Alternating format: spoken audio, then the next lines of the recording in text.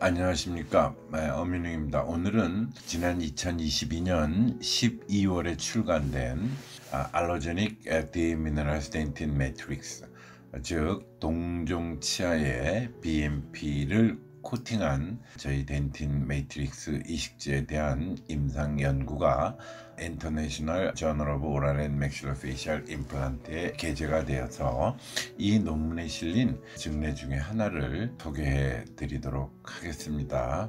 임상 연구의 요체는 임플란트 이식 후 로딩하기 전, 즉 이식 후의 변화, 그 다음에 로딩 전, 즉 3개월 내지 6개월 때의 조직 검사를 통한 히스토몰포메트릭 스타디, 그 다음에 로딩 후 1년, 2년에 걸친 바칼 마지널 본의 리접션을 관찰한 것입니다. 먼저 히스토몰포메트릭 스타디를 보면 동종 치아에 BMP를 코팅한 것을 실험군으로 하였고, 컨트롤 대조군은 우리가 알고 있는 자가치아에 BMP를 코팅한 것이었습니다. 즉 신생골 형성은 특별한 의미가 없이 35% 이상으로 3 내지 6개월에 형성되어 있는 것을 볼 수가 있었는데, 특징적인 것은 남아있는 이식된 덴틴의 양이었습니다. 통상적으로 남아있는 것은 HA가 50 내지 60%, 그 다음에 덴틴을 가지고 연구하였을 때 보통 10 내지 30% 내외였는데, 이렇게 BMP를 코팅한 것은 컨트롤 대조군 자가치아나 동종치아에 있어서 거의 4 내지 5%로 거의 다 흡수되고 새로운 뼈로 바뀌는 것을 관찰할 수가 있었습니다. 그래서 BMP를 코팅한 덴틴에 있어서 덴틴 리접션, 이식제가 흡수되고 새 뼈로 치환되는 양에 있어서 상당히 빠르게 진행되고 있다는 것을 알 수가 있었고요. 그 다음에 마지널본 리접션을 보시면 전체 한 100케이스 정도가 됐고, 컨트롤 그룹이 약 60증 내, 그 다음에 동종골이 약 40증 내였는데, 상악골과 하악골을 합쳐서 본다면 이식 후 2차 수술 전까지가 약 0.65mm 정도의 흡수를 보였고, 그 다음에 로딩 후 1년 경과할 때는 0.55mm, 그 다음에 2년 경과 후에 0.29mm로 시간이 지날수록 흡수량이 줄어든다는, 즉 리모델링 커패시티가 로딩을 주면서 점점 증가하고 사운드한 본을 유지할 수 있는 능력이 매우 크다는 것을 알 수가 있습니다. 통계학적인 결과를 근거로 하고 소개됐던 이 논문에 포함됐던 증례 중에 하나를 소개해 보겠습니다. 하악 우측 제2대구치죠. 페리에피칼 리전도 있었고 바칼본도 많이 흡수됐습니다. 그리고 포케이션도 인벌브돼 있어서 발치하고 GBR을 먼저 시행했습니다. 그래서 덴틴에 BMP 코팅된 제품을 써서 GBR을 시행하였고, 6개월 후에 임플란트를 식립하기 위해서 연 모습이고요. 이때 트래핀 바이옵시를 시행하였습니다. 육안으로는 파티클이 약간 보이는 듯도 하지만 실제적으로 보이지는 않고 호모지누스한 약간 콜라제너스 네이처의 조직을 저희가 트래핀할 수 있었고요. 그래서 바이옵시 하였습니다.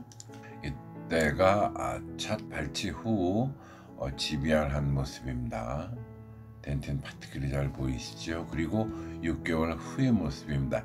약간 가라앉은 알베올라 크레스트의 모습이 보이지만 알베올라 크레스트 쪽에 레디오페스티가 증가해 있었고, 코티칼 보온의 모습으로 잘 형성하고 있는 모습을 볼 수가 있습니다. 내면 쪽, 즉 발치 후 남아있던 염증 쪽은 아직 덴틴 파티클의 리접션은 보이지만 뉴본 포메이션이 완성되어 있는 것으로는 보이지 않습니다. 이 시기에 했던 트래핀 바이옵시의 결과를 보겠습니다.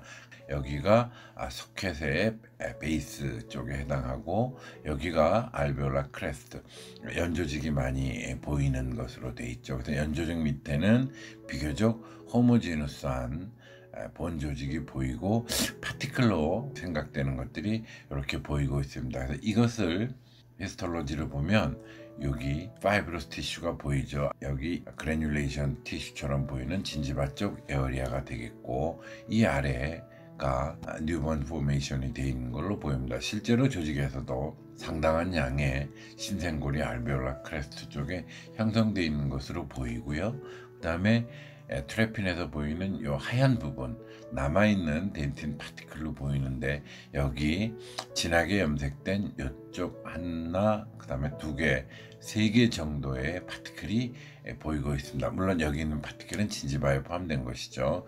파티클이 보이고 있고, 그 주변으로는 거의 신생골로 차 있습니다. 그래서 통계학적인 의미에서 볼 때 신생골의 형성은 약 30에서 40% 정도를 보이고 있고, 그러나 그 대신 남아있는 덴틴 파티클이 다른 이식제에 비해서 굉장히 적은, 즉 4 내지 5%밖에 안 되는 그러한 이유를 저희가 히스톨로지에서 이렇게 관찰할 수가 있겠죠. 그래서 좀 더 자세히 진행해 보면, 남아있는 파티클과 소프트 티슈, 파이브러스 티슈, 생성된 신생골인데, 생성된 신생골에서는 이미 카팅콘에 의한 리모델링이 시작되고 있죠. 즉 다시 흡수와 생성이 반복되는, 즉 하버시안 시스템을 형성하는 과정이 시작되고 있고, 표면에 오스테오블라스틱 라이크 셀, 내면에 오스테오사이트가 보이고 있습니다.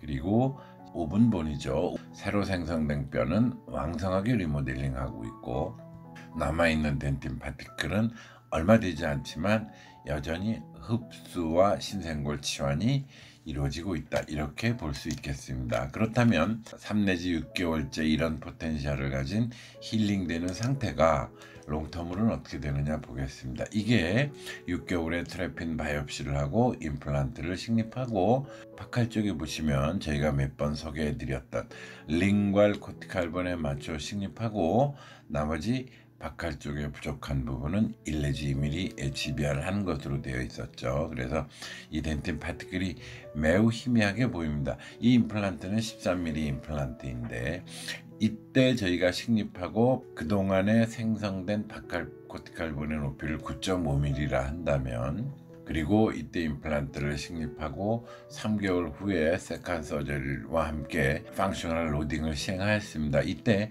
약간 1mm GBR 한 곳에 라디오 오페시티가 증가하고 있는 모습을 보이고 있죠. 그리고 별 차이는 없지만 약 10mm 정도의 바칼 코티칼본의 하이트를 보이고 있었습니다. 그리고 이때 로딩을 하고 1년 후에 파이널 보철물이 올라갔네요.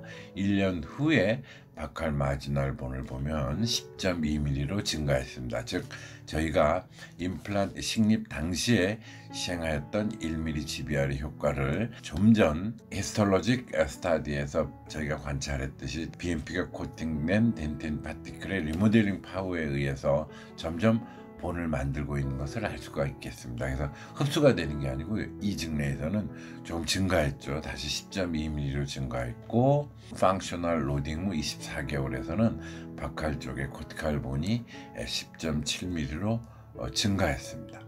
로딩 후 3년이 지났을 때 파이널 프로세스와 함께 이 바칼 마지널 본은 흡수되는 게 아니고 임플란트 식립시했던 1mm GBR에 힘입어서 이 덴틴 파티클의 리모델링 파워에 힘입어서 11.1mm로 증가한 것을 볼 수가 있겠습니다. 그리고 이때는 바칼 코티칼 본의 형성과 마지널 본의 증가와 함께 내면에서는 캔슬러스 본을 형성하고 있는 것을 알 수가 있겠습니다. 즉 펑셔널 로딩에 의한 리모델링이 진행되면서 펑셔널 아답테이션이 되면서 바칼 코티칼 본이 사운드한 코티코 캔슬러스 본으로 바뀌고 있다라는 것을 알 수가 있겠습니다. 감사합니다. 엄닝이었습니다.